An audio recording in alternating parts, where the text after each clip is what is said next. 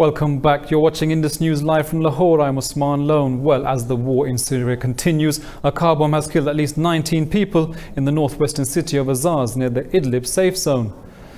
5 people, including a Syrian soldier, have been killed in an Israeli rocket attack in Homs. We have more in this report.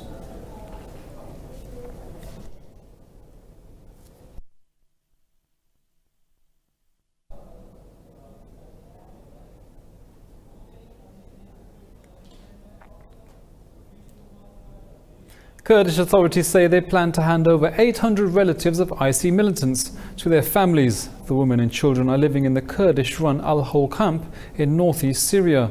The site is home to nearly 74,000 people, including over 30,000 Syrians. The move follows an agreement last month brokered by the Kurdish administration and Arab tribal leaders. According to a Kurdish official, this is the first in a wave of releases aiming to empty the Al-Hol camp.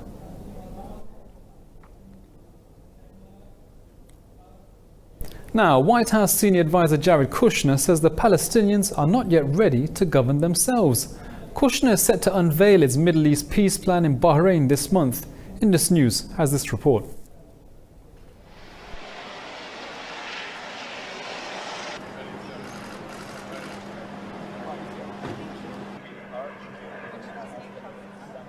Malign activity of this Islamic Republic. Well, it seems we're facing some technical difficulties there, but we'll go on and we'll talk about the Houthi rebels inside Yemen who've launched a drone attack on the government coalition forces at a military parade. Saudi state media reports the drone was shot down by air defences west of the Aden port city. There's no reports of any casualties yet. Qatar has expressed reservations on what it calls hardline statements on Iran made at the Mecca emergency summits. Along with Iraq, Qatar is the second Arab country to reject the statements. The Foreign Ministry said the summits failed to produce a moderate plan to speak with Tehran. It said the summits adopted Washington's policy towards Iran and not one that takes the international community into consideration. Doha questioned the call for unity from its neighbours during an ongoing blockade against Tehran. Iran says the US should return to a normal state for talks. This comes after US Secretary of State Mike Pompeo said his country is ready to hold talks with Iran without preconditions. But President Hassan Rouhani says Washington has breached a treaty and left Iran with no choice but resistance. Pompeo said Washington will continue working to rein in what he called is Iran's malign activity. Relations between the two countries soured after the US tightened sanctions and boosted its military presence in the Persian Gulf. Now, the Kingdom of Saudi Arabia has called for the sighting of the new moon, a Muslim ritual to decide the beginning of the month of Shawwal. Eid al-Fitr is one of the biggest celebrations in the Muslim world and marks the end of the holy month of Ramadan. The start of Eid al-Fitr will only be confirmed once the Shawwal moon has been seen. The Muslim calendar year follows the lunar cycle, varying the number of days in a month. If the moon is sighted today, Eid in the Kingdom will fall on Tuesday. Much of the Middle East and virtually all of the West celebrate on the Eid same day as Mecca. Likewise, in Pakistan, Eid will be celebrated in the next day. Now, the US has appreciated Pakistan's role in advancing the peace process in Afghanistan. US envoy Zalmay Khalilzad says the US encouraged by Pakistan's initiatives. Khalilzad, who is on a 2-day visit to Pakistan, met Prime Minister Imran Khan and Chief of Army Staff General Qamar Bajwa. Khalilzad briefed Pakistani officials on the substantial progress made in talks over the last month and planned next steps. Both sides also discussed the benefit of improved Islamabad and Kabul relations and reaching and sustaining a durable peace deal. The US envoy is on a 2-week journey to build international support for the Afghan peace process. During the tour, he will visit 6 regional countries. British Airways has resumed direct flights to Pakistan for the first time in over 10 years. The route was suspended in 2008 after a bomb attack at the Marriott Hotel in Islamabad. But now British Airways said it will be the only Western airline flying between London and Islamabad. The first flight landed today at Islamabad International Airport, and the airline will fly 3 times a week from Islamabad. this year, so the previous one was connecting, and due to the duration of ours, this is like a fresh breath of air, and I'm very happy and pleased that we have direct flights now. I think Pakistan's been long waited for that. It's been 11 years and it has given us another option, traveling direct rather than PIA. There's another option to travel direct, and it's provided very good service today. Well, it's much faster, it's much more convenient, and I think there'll probably be more people travelling now. I think there'll be more business people travelling now there's a direct BA flight. Now in Afghanistan, 3 explosions in Kabul have killed 2 people and wounded 24 others. 2 Afghan journalists and 4 women are among those injured. The Interior Ministry said the first bomb was attached to a bus carrying university students. It was followed shortly after by 2 roadside bombs in the same area.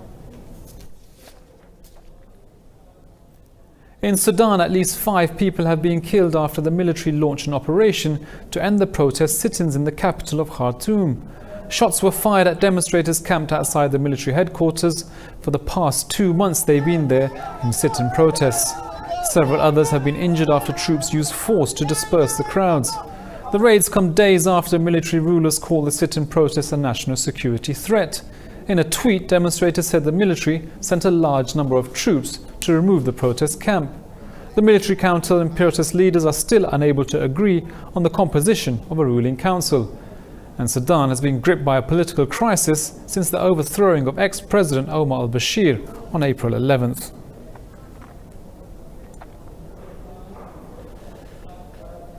Well, Algeria's Constitutional Council has scrapped a presidential election scheduled for July 4th because of a lack of candidates applying for the top office. The council asked interim President Abdelkader Ben Salah to organize a vote at a later date. The move will probably extend Ben Salah's rule. He was only meant to stay until the vote to elect a new president, following the mass protests that forced the end of ex-President Bouteflika's 20-year rule. Demonstrations have since continued, with protesters demanding Ben Salah's resignation and an end to the dominance of the elite. Now, at least 2 migrants died when their inflatable boat capsized off the western Libyan coast. A Libyan Coast Guard spokesman said 25 others are missing. The Coast Guard service rescued 73 other migrants after being alerted by fishermen. The men, women and children were taken to a centre in the Tripoli suburbs. Libya, which has been marred in chaos in recent years, is a key departure point for migrants hoping to reach Europe. According to the UN, nearly 20,000 people have crossed the Mediterranean Sea this year, with over 500 dead or missing.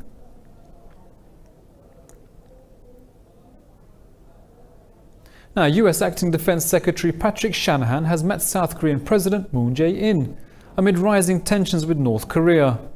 Earlier, Shanahan held talks with Defense Minister Jong Kwang-do in Seoul. During the meeting, Kwang-do said the security operation with Washington is stronger than ever. Shanahan insisted on North Korea's denuclearization.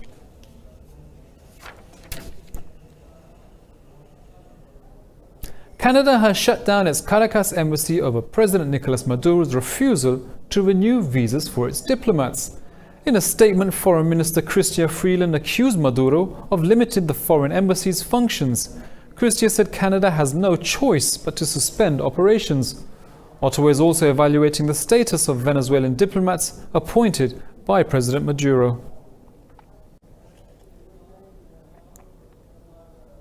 Well, thousands of Albanian protesters have taken to the streets of Tirana demanding snap elections.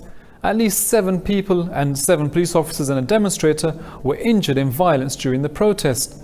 Protesters hurled firecrackers at police as they attempted to enter a parliament compound. Supporters of Albania's opposition parties have held numerous protests in the last 4 months. Alleging fraud in the 2017 parliamentary elections, the opposition cut its ties to parliament to press for early polls. The EU and the US have called the government legitimate and urged the opposition to return to parliament.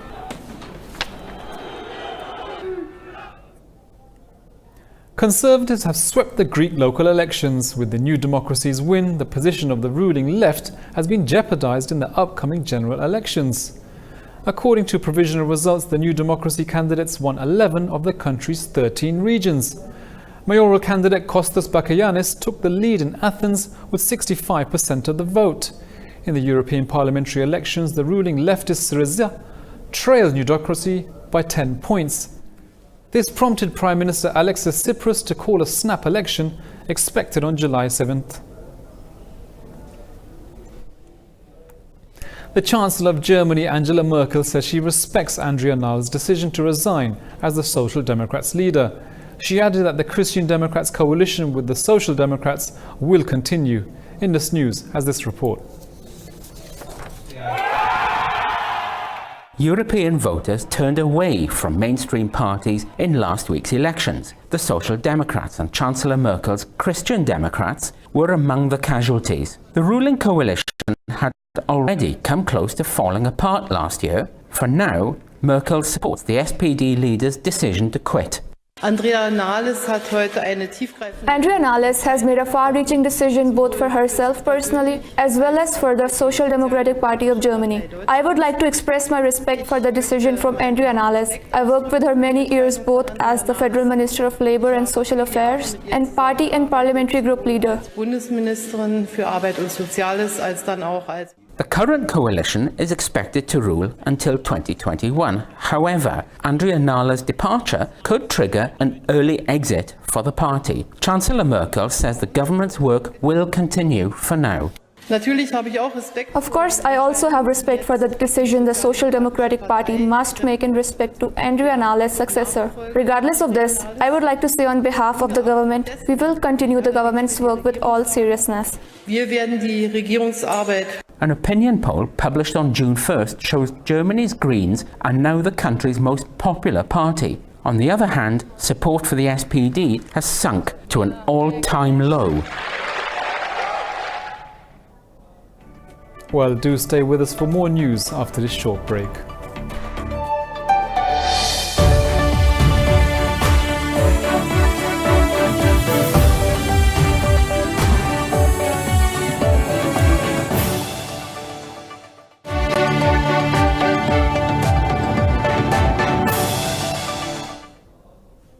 Welcome back to Indus News. Well, China has said it's willing to strengthen its all-round strategic partnership with Germany. Wrapping up his 4-day visit to Germany, Vice President Wang Qishan said the two countries should safeguard multilateralism. He said they should both set an example for a win-win cooperation by deepening their ties. In response, Chancellor Merkel said Germany is ready to cooperate to improve global governance. Now, a cruise ship has collided with a dock and a tourist boat in Venice, injuring 4 people. The incident on the Giudecca Canal was caused by a technical problem. The 275-meter-long liner was approaching a passenger terminal when it crashed into a much smaller moored boat. Some 2,700 passengers were on board the ship, while the boat was carrying 110 people. Emergency officials said 4 female tourists suffered minor injuries. Now in India, a sweltering heat wave and a shortage of water has forced farmers in southern Karnataka state to sell their farm animals. Indus News has this report. Indian rural economy is primarily dependent on agriculture and cattle farming. Farmers keep flocks of bulls, cows and buffaloes and use them in agrarian tasks such as ploughing the fields. But the severe drought has reduced the market value of cattle. There is no rain. We had to prepare for the sowing crop, but we couldn't do anything. From where do we bring the fodder? We have come to sell these bulls today. We have bought them for 60,000, 70,000 rupees, but we are not getting the prices right now. Farmers have urged the government to take steps to provide them with enough water for irrigation and cattle breeding. The federal government should take an initiative to join the river from all states. It will make them useful for irrigation. It will save both us, farmers, and the animals. Cattle help us to make a living. We don't want to sell them, so I demand for this initiative from the government. Cows are considered as a sacred animal in India and are worshipped by a majority of Hindus. Now in Africa, in Senegal, people have begun organizing themselves to fight the growth of garbage. Indus News has this report. Vast swathes of plastic waste and rotting fish have become an inescapable reality in Senegal. But now the government and people have teamed up to rid the country of its trash problem. Young people are leading the charge. Each citizen should not ask what his municipality can do for him, but what he can do for his municipality. This is why we do not really expect the commitment of the municipality or other structures. But we as young people who are experiencing this misfortune, we will make our contribution. Senegal's President Macky Hall has vowed to make the country a zero-waste nation. But this will not be easy. Volunteers complain the trash they pick up often replaces itself within hours. We do not have all the human and material resources to deploy at the level of each commune or at the level of each link. So today, if we see that an association is rising to support the process, we can only welcome it. Those managing waste collection efforts say the real victory will come when mindset about waste disposal change. In Morocco, facelifts and renovations have helped the old city of Fez lure tourists. Fez is famous for its century-old museums, libraries and handicrafts. Indus News has this report. In recent times, imperial city of Fez has been overlooked by tourists in favor of Marrakesh. But now Morocco's spiritual capital is bustling with visitors due to major renovations and low-cost flights. Since 2013, more than 90 million euros have been poured into the city to restore old buildings. At least 4,000 buildings were saved between 2013 and 2018, while 27 monuments were repaired. Every year there are a lot of changes and renovations, such as the restoration of the walls of the Fayoued River. Every year there are changes in the streets and renovations of the tiles. The city looks good now. Within city's high walls lie 9,000 historical houses, 11 madrasas, 83 mausoleums, 176 mosques and 1,200 workshops. Noble palaces, elegant fountains and ancient caravansary are among the jewels lying there to be visited. However, the first thing that most tourists want to discover when visiting the old city of Fez are the tanneries. From what we hear, this tannery is 12 centuries old. It has been renovated 3 times. The last one was in 2015. The state of the tanneries is much better today because before it wasn't safe for the tourists to walk near the basins. Home to the world's oldest working library, Fez was listed as UNESCO World Heritage Site in 1981. The library is the guardian of priceless treatises in Islamic studies, astronomy and medicine.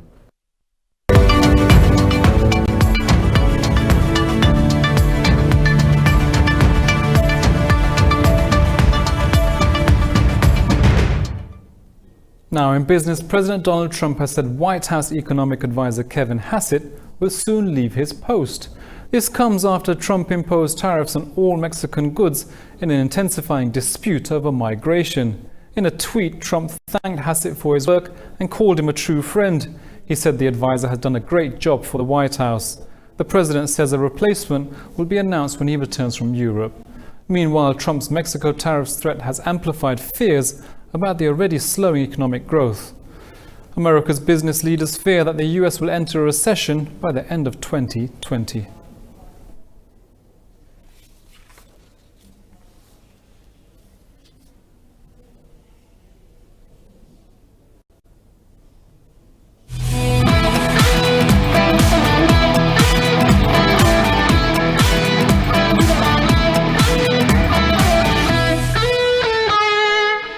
The Golden State Warriors have tied the championship final series against the Toronto Raptors. The Warriors defeated the Raptors in the second game by 109 points to 104.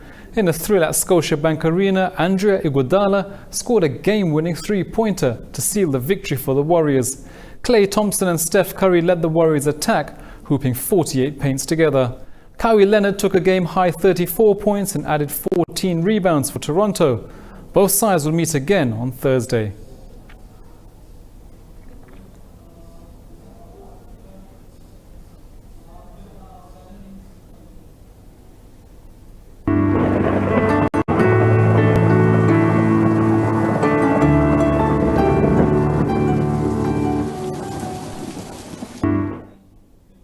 Now it's nice and sunny here in Lahore, but let's take a look at the weather around the world.